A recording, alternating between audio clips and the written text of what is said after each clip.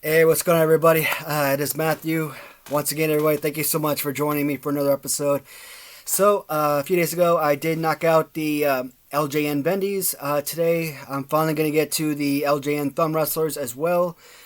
Unlike the Bendies, which has about 18 figures, the Thumb Wrestlers only has about 12 figures to it. Unfortunately, for those of you who are interested in trying to acquire all 12 Thumb Wrestlers, you might be waiting a while. It took me forever to track down every single figure. There's a couple of them that, yeah, depending on how eager you are to acquire them, you're gonna probably have to pay up for them. I generally think of thumb wrestlers as like $1 figures. They're like really small, thin rubber pieces, and I don't value thumb wrestlers that much.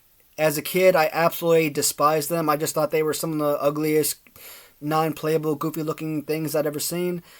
Obviously, as an adult, I've come to appreciate them a whole lot more and even come to enjoy them and actually respect them for what they are.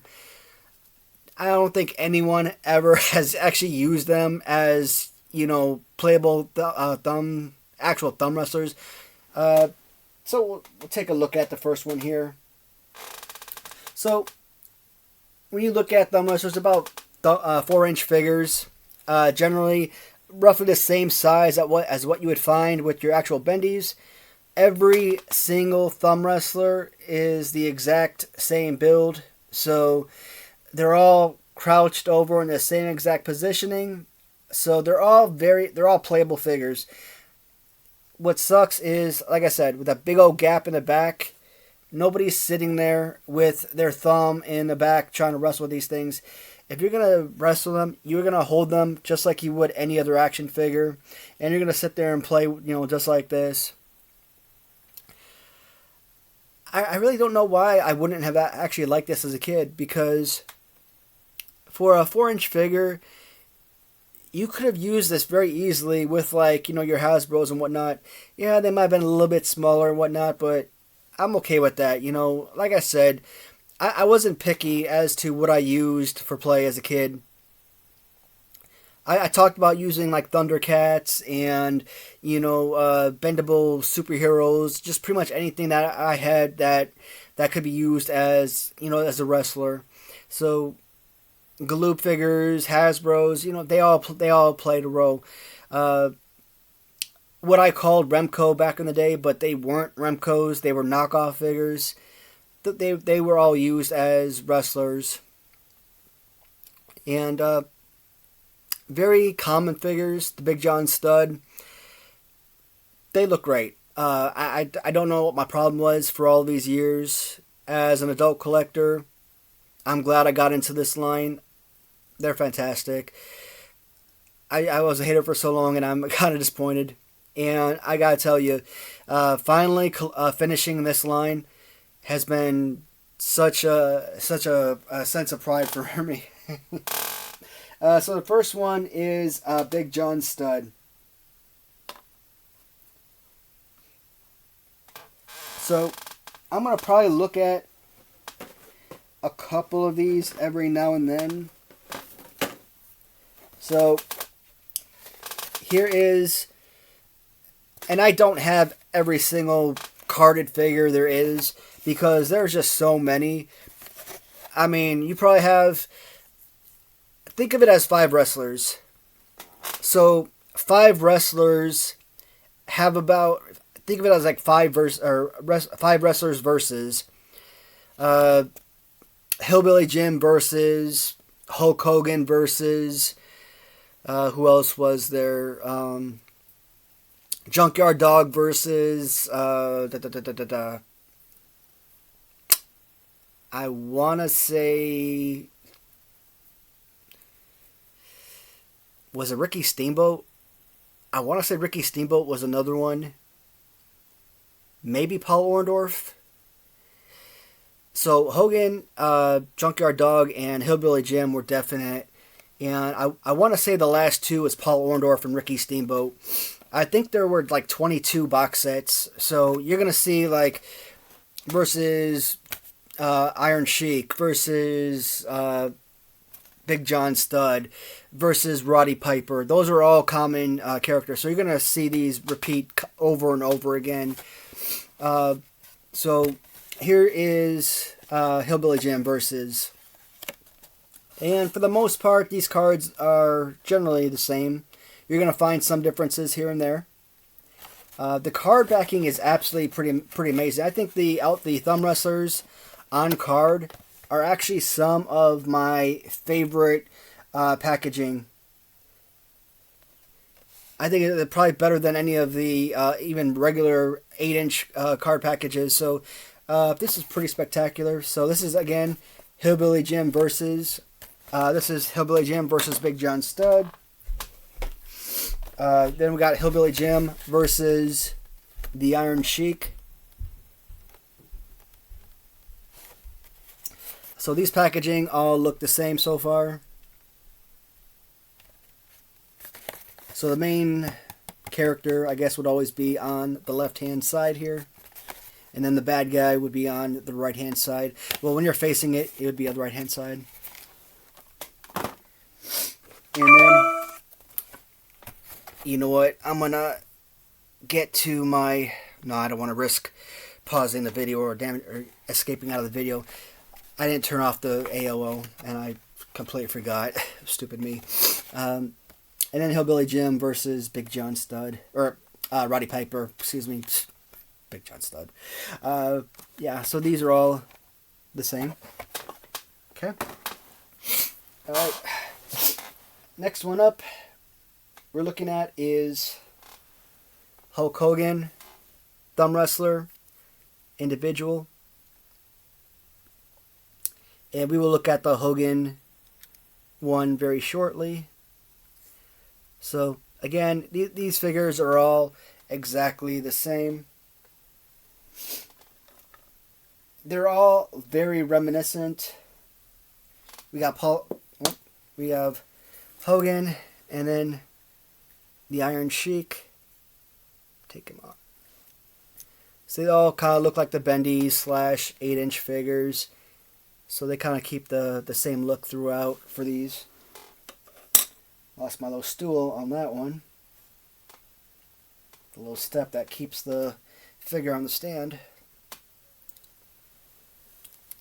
And then the loose Piper.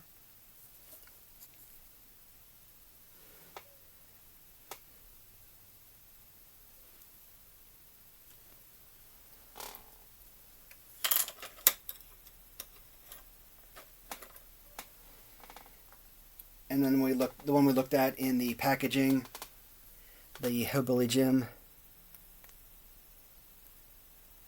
Again, I like the Hillbilly Jim figure. I don't know, it's just something about it. Maybe it's the bulkiness. Like, I don't even put Hillbilly Jim on like my top 20, probably not even my top 30 list of favorite figures. Now, he's got to be on my top 30 list of favorite LJNs, 8 inches, because he's like among my favorite thumb wrestlers and my favorite outbendies. He's just an amazing piece. So we looked at a few of the ones from Hillbilly Jim, and some of the repeats. Like we looked at Hillbilly Jim versus Sheik, and now we're looking at Hogan versus Sheik.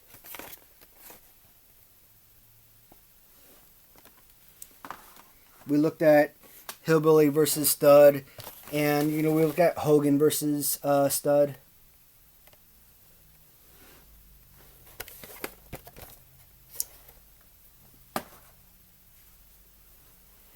Now, one I've been looking at online, but it sells for like, in the $300 range, is Bad Guy Volkov. So you want to get like a Junkyard Dog versus Volkov, or like Hulk Hogan versus Volkov, etc. $300 for, I think for a couple of these, I paid in like the $150, $200 range for these packages. I can't keep doing that for every single one. It's nice to pick up one or two here and there, but again, even on package, on card, it's nice to have to say you have something, but I don't value the thumb wrestlers like that. To get them loose, majority except for like maybe 3 or 4 of these figures. So 8 out of 12 of these are relatively inexpensive. You could get them for about $5. 10 max if they're in great shape. The others, you're probably going to spend. Well, I'll tell you the estimated price as we get there. But like I said, most of these you're probably paying about $8. $10, somewhere in that price range. Nothing crazy. But you want to get like a Volkov versus someone, Junkyard Dog or Hogan, $300 for a card figure. I'm like, nah.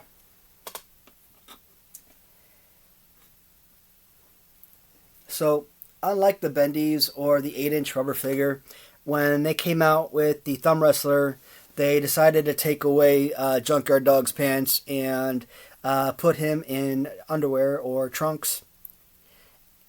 And when Junkyard Dog left, I don't know what region he was in, but when he started, he was on drugs around this time frame, and when he first signed on with the WWF, he was on drugs and he was gaining a lot of weight, losing his natural physique and whatnot, and you wouldn't have seen him, dressed like this. He just wasn't in that type of physical fitness to be in an outfit like that, showing off his body. So I don't know why LJN, when they did the Thumb Wrestlers, why they did it different, from the Bendies and the 8-inch figures. But that is the Junkyard Dog loose figure. And this is Junkyard Dog versus Iron Sheik on card.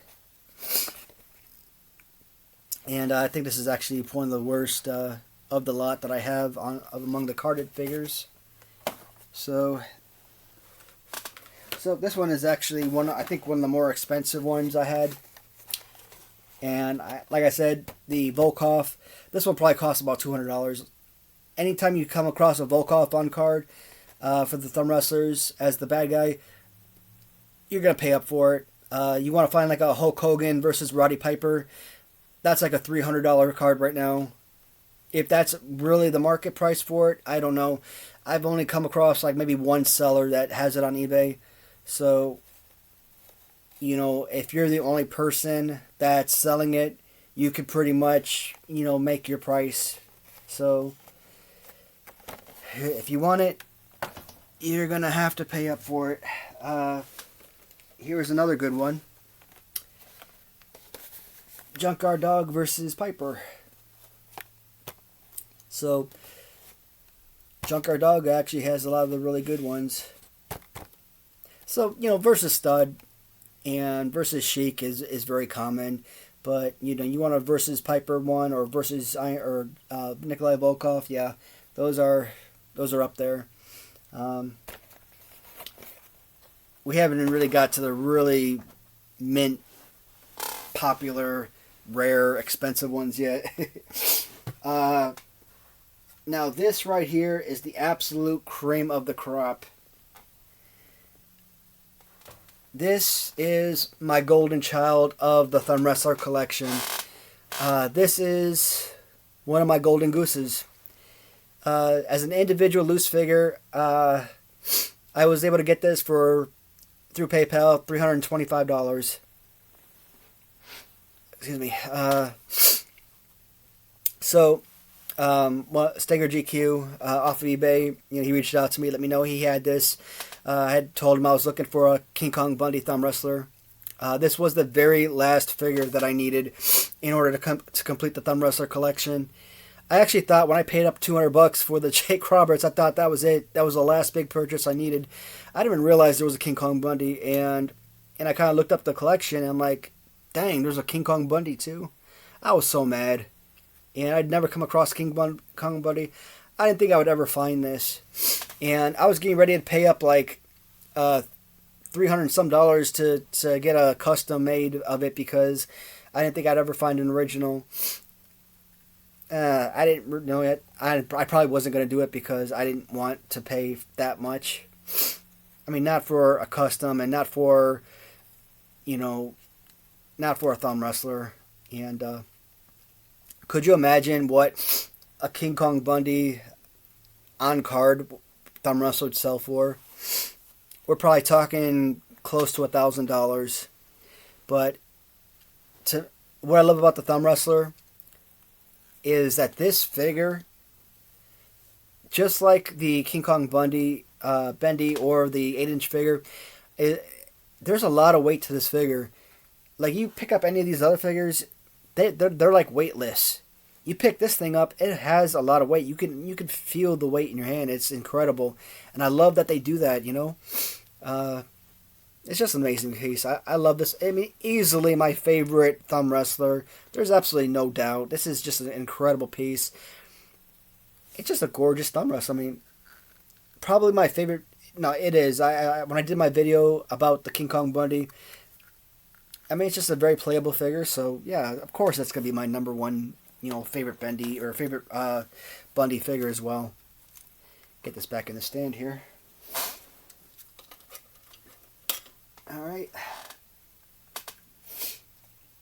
So one I had to pay up for, and one I was ticked off about, Paul Orndorff. So I don't really value this one all that much. I see Paul Orndorff around on eBay every now and then. Like, I didn't think of it as being that rare. So when I see people selling a Paul Orndorff for like $50 with like $6 shipping, or $40 with like $10 shipping, or something like that, I'm like, it's not worth that much money. I mean, is it more valuable than maybe like a Roddy Piper or like a Hulk Hogan or something like that? Probably, but excuse me, damn, got the sniffles and it's bothering me. So, and I put in some pretty fair offers. Like, if somebody was selling it for like $40 and like $8 or $10 shipping or whatever, and I put an offer for like $31, or I may have started off at like $27 because of that shipping price, and they decline it, and I come up to like $31 and they decline it, and I come up to like $33 and they decline. I'm like, and then eventually after a few weeks, maybe I finally cave in and pay the $40, and I'm so pissed off because it's like, this is not a $40 figure. It's not that rare, and it's not worth $40. I'm sorry. Me being me, having OCD the way I do, I have to have it. I have to complete the collection. Otherwise, I would have just said forget it. And of course, I want the collection not just for myself, but I also want the collection for you guys as well, because I want to be able to make these videos for you guys, so you have something to see, and so you know what the figures look like, and have something to talk about, for the video and whatnot. So. Paul Orndorff.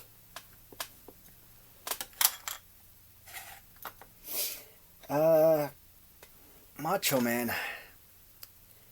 Is this a rare piece?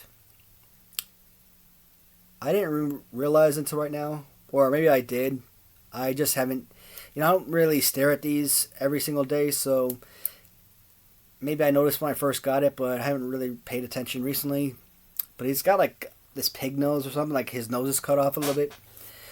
So not perfect condition. I mean, the back of his trunks have like paint loss or whatever, but like I said, guys, it doesn't have to be mint. I mean, as long as it's something I have for the collection, I'm okay with it. It's a figure. It's nice. It's display only. It's playable if you want to. It's fine. Macho Man Savage. Again, would something like this ever be available on card? Probably not.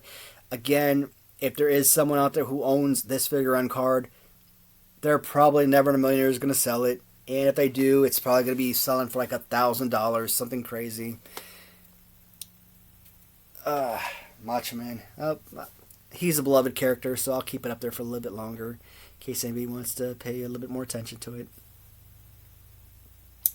Now, this one is probably rare. I didn't value Paul Orndorff that high. This one is Ricky Steamboat. So I actually got this one. I had paid $60 for this, and I got it with Roddy Piper. I didn't I didn't care about the Roddy Piper figure. I just, it was part of a lot. And if they had knocked off like $10 or something, which I knew they wouldn't, uh, and I should have just been like, you know what, keep the Roddy Piper. Just send me the figure. I mean, I didn't need them. I mean, I can't exactly sell the second Roddy Piper anyways. I mean, what do you do? Put him up on eBay for $1? I mean, it's gonna cost more money to pay in shipping than it's gonna cost for the figure itself. So, and I'm not throwing it away. So, um, Ricky Steamboat, another rare figure.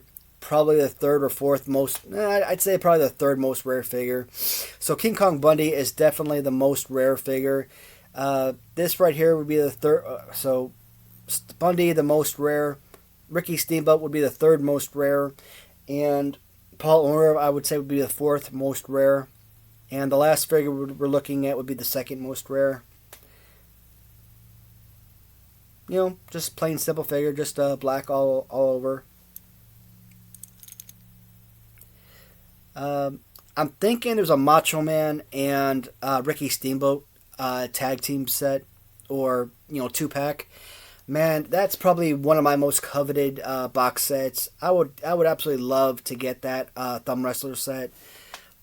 I mean, I would love to have all of them, obviously, but that right there is probably one of my most, one that I covet the most among the Thumb Wrestlers.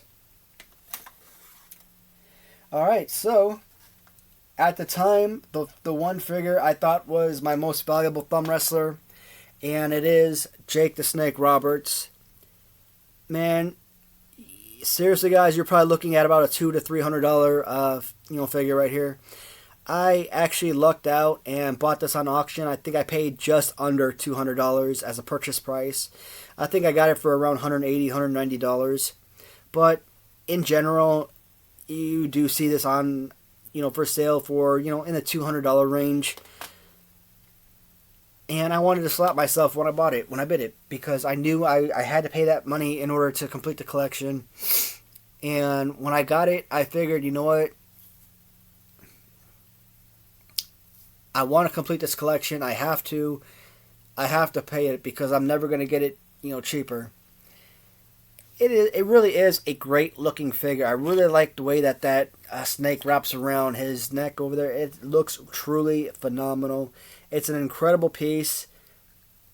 I mean, I don't hate on it. I really enjoy it, and I think others. I think if you're a Thumb Wrestler collector, I think it's definitely a must-have. If you're a Thumb Wrestler collector, this and the King Kong Bundy, if that's the only two figures you ever end up with, again, they're grail. They really are grail pieces.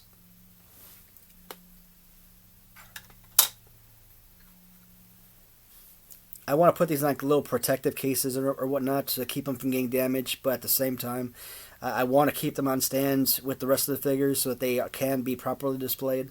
So I'm kind of torn which way I want to go with them. Because of the price, protection, but because display-wise, I've been displaying them though, because, I have to. Just me being me. Do I plan on getting any more carded Thumb Wrestlers? Yes. You saw my little display in the back of the room, where I keep them on the little stands back there. The carded Thumb Wrestlers. So I got a little bit more room back there, so I could probably add a few more box sets back there on that trunk. But like I said, one of the things I'm looking for is that Hogan versus Roddy Piper, and the seller that I found that I've been watching for weeks and weeks now, probably months. I don't know how long it's been. They want $300 for it. I think I offered as much as like $200, even $225, and they don't want to accept my offer. And it's not that valuable. Me offering $200 is ludicrous money. And I know that as the owner, they have the right to, make whatever price they want, but as a buyer, it's frustrating. And for me, when I sell on eBay, yeah, I want to get as much as I possibly can out of a listing as well. But but again, as a buyer, I understand that need to get the best value possible. All right, guys.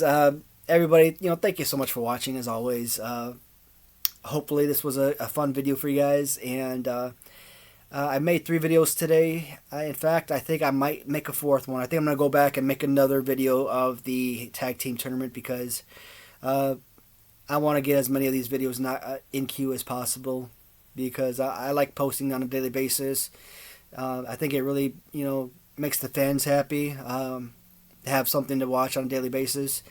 And, it makes me happy. I mean, I don't always find something new to watch on a daily basis. A lot of people that I watch don't post daily, and I'm not really into TV watching anymore, so if I need to watch my own shows, hey, that's fun for me too. Alright, everybody, I will talk to you in the comments, and see you in the next video. Talk to you soon.